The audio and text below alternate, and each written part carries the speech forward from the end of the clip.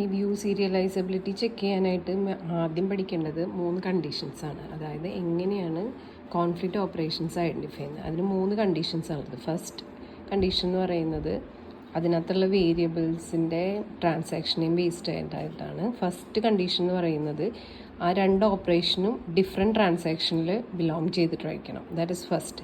Second എന്ന് പറയുന്നത് it should operate on same data. അതായത് 2 ഓപ്പറേഷനും ഐദർ എ ബി സി അങ്ങനെ സെയിം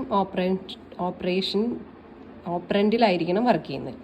മൂന്നാമത്തേന്ന് പറയുന്നത് ഒന്ന് റീഡ് ആണെങ്കിൽ അടുത്തത് റൈറ്റ് ആയിരിക്കും, അല്ലെങ്കിൽ രണ്ടും right. Any one of the operation should be right. അതാണ് 3 കണ്ടീഷൻ. ഇനി ഞാനൊരു സാമ്പിൾ ക്വസ്റ്റ്യൻ പറഞ്ഞുതരാം. ഇവിടെ ക്വസ്റ്റ്യൻ തന്നേക്കുന്നത് ഇതാണ്: R1A, R2A, R1B, R2B, R3B, W1A, W2B.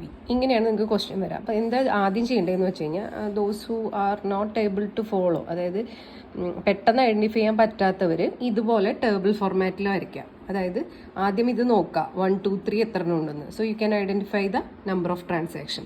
എത്ര ട്രാൻസാക്ഷൻ ഉണ്ടോ അത്രയും കോളംസ് വരയ്ക്കുക. T1, T2, T3.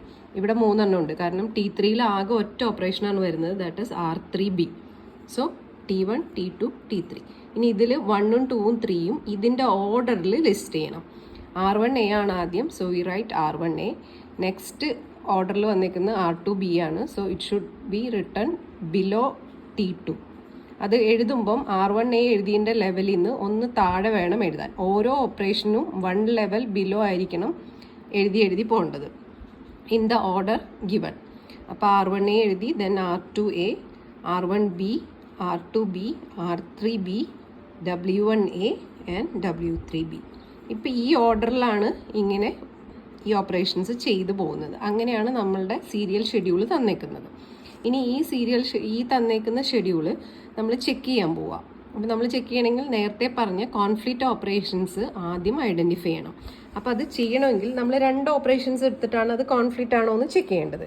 അപ്പോൾ നമ്മൾ ഓരോ പെയർ ഓഫ് കോമ്പിനേഷൻസും എടുക്കണം. ഇപ്പോൾ ഇവിടെ നിന്ന് തുടങ്ങിയാൽ നിങ്ങൾ R1A എന്നാണ് സ്റ്റാർട്ട് ചെയ്യുന്നതെങ്കിൽ R1A ചെക്ക് ചെയ്ത് കഴിഞ്ഞാൽ ആ ഒരു പെർട്ടിക്കുലർ ലെവലിൽ നിന്ന് താഴോട്ടുള്ള കോമ്പിനേഷൻസ് ആണ് എടുക്കേണ്ടത്. അതുപോലെ എടുക്കുമ്പോൾ സെയിം ട്രാൻസാക്ഷൻ എടുക്കണ്ട, നെക്സ്റ്റ് ട്രാൻസാക്ഷൻസ് മാത്രം എടുത്താൽ മതി. സോ R1A എന്ന് R2A ചെക്ക് ചെയ്യുക, R1A എന്ന് R2B ചെക്ക് ചെയ്യുക, R1A എന്ന് R3B ചെക്ക് ചെയ്യുക, R1A എന്ന് W2B ചെക്ക് ചെയ്യുക.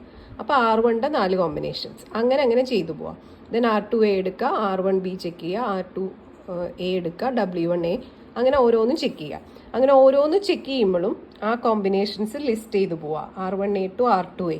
അപ്പോൾ എങ്ങനെയാണ്